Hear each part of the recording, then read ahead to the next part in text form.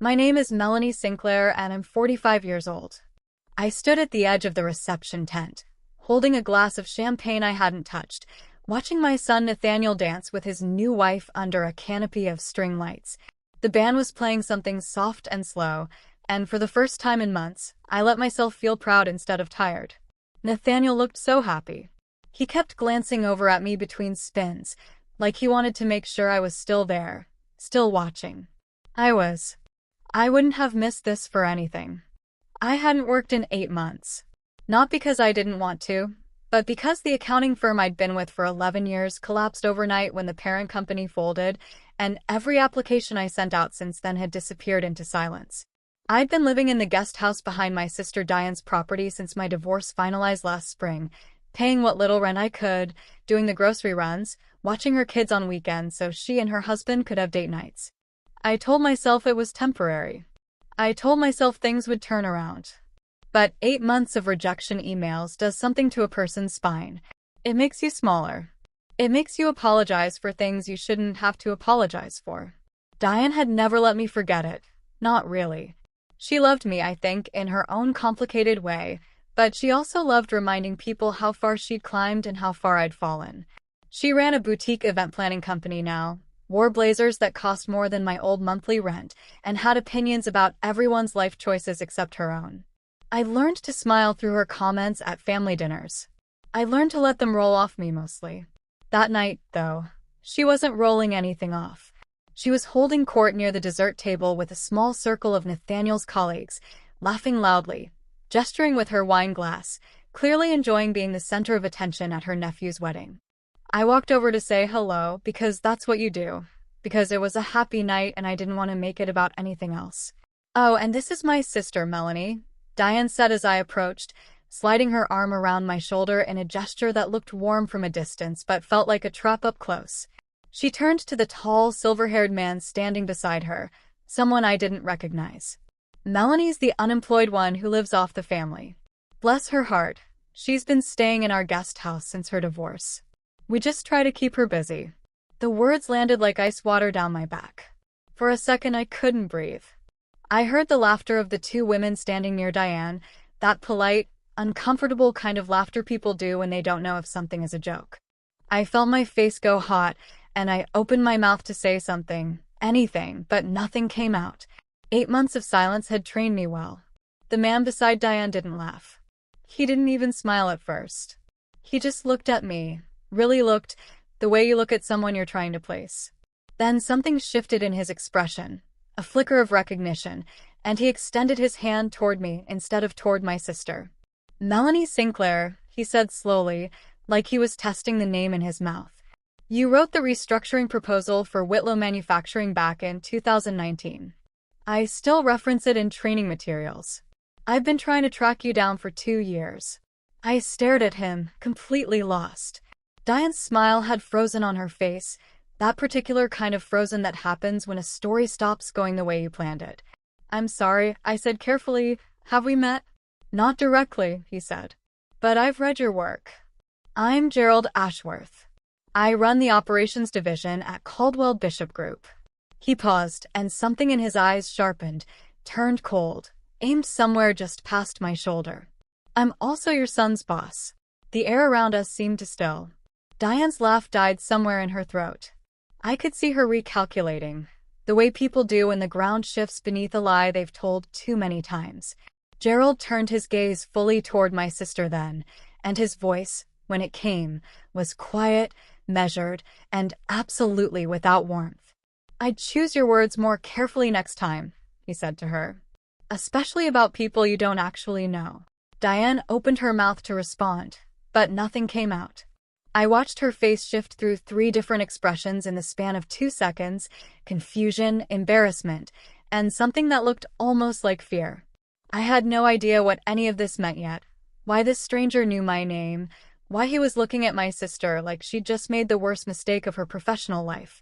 All I knew was that the ground beneath this entire night had just cracked wide open, and none of us were prepared for what was about to fall through it. Gerald didn't say anything else to Diane right away.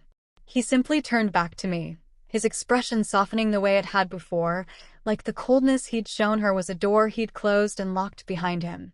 "Would you mind if we stepped away for a moment?" he asked me. "I'd like to actually speak with you if you're willing." I glanced at Diane, who was still standing there frozen, her wine glass tilted slightly in her hand like she'd forgotten she was holding it. I didn't wait for her to recover. I nodded to Gerald and let him guide me a few steps away from the dessert table, out toward the quieter edge of the tent where the string lights thinned and the music softened into background noise. "I need to explain something," Gerald said once we were alone. 3 years ago, Whitlow Manufacturing was about to collapse. 200 jobs on the line. Somebody on their finance team put together a restructuring proposal that saved the company. I read that proposal when I was brought in as a consultant, and it was, without exaggeration, the smartest piece of financial strategy I'd seen in 15 years of doing this work. I asked around for months trying to find out who wrote it. Nobody could tell me. The credit had gotten buried under a director's name who took it to his next job and never mentioned you once. I felt my chest tighten. I remembered that proposal. I remembered the sleepless weeks I'd spent building it, the late nights running numbers until my eyes burned, the quiet satisfaction of watching the company survive because of work nobody outside that building ever saw. And I remembered, 2 years later, watching that same director get promoted to a VP role while I got laid off in a restructuring of my own department. No severance conversation, no acknowledgement, just a box for my desk items and a security escort to my car. "I found your name eventually," Gerald continued. "Buried in an internal document nobody thought to scrub. I've been trying to find you for 2 years, Melanie, because I have been building out a strategic advisory division at Caldwell Bishop, and I have needed someone with exactly your mind running it. I had no idea walking into this wedding tonight that I was standing 3 feet away from you the entire time. I didn't know what to say. My throat had closed up completely. 8 months of silence, 8 months of feeling invisible, of feeling like maybe I really was what Diane had just called me in front of a crowd, and here was a stranger telling me my work had mattered more than I'd ever been allowed to know. "I don't have a business card on me," Gerald said, almost apologetic now, "but I'd like you in my office Monday morning. Not for an interview. For a job offer. Director of Strategic Operations. I'll have my assistant call you tomorrow to sort out details, but I wanted you to hear it from me first tonight in this exact spot."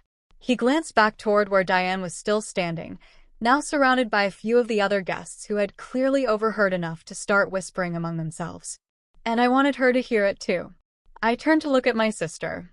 She was watching us from across the tent, her face pale, her earlier bravado completely gone. For 8 months she had made herself the measure of my worth, had reminded me daily, in ways small and large, of exactly how far I'd fallen in her eyes. And in the span of 5 minutes, a stranger she'd never met had just proven, in front of everyone, that she had never known who I really was at all. Nathaniel found me a few minutes later, his eyes wide, clearly having heard some version of what happened from one of his coworkers. "Mom," he said quietly, taking both my hands in his, "is that true? Did Gerald really offer you a position?" "He did," I said, and for the first time in 8 months, I felt something loosen in my chest, something that had been coiled tight since the day I packed my desk into that cardboard box. Nathaniel pulled me into a hug, right there at the edge of the dance floor, and over his shoulder I could see Diane watching us, her mouth pressed into a thin line, unable to find a single word to say. She didn't apologize that night. She wouldn't apologize for weeks. Not until the story had made its way through every corner of the extended family, and she realized silence was making her look worse than any apology could. But that night, I didn't need her apology. I needed exactly what I got. The truth spoken plainly, in front of the people who mattered, by a man who had no reason to lie. I started at Caldwell Bishop 3 weeks later. I moved out of Diane's guest house by the end of that month. And every time I think back to that wedding, I don't think about the humiliation of being called an unemployed burden in front of strangers. I think about the exact moment everything changed, the moment I stopped being invisible, the moment I remembered exactly who I was.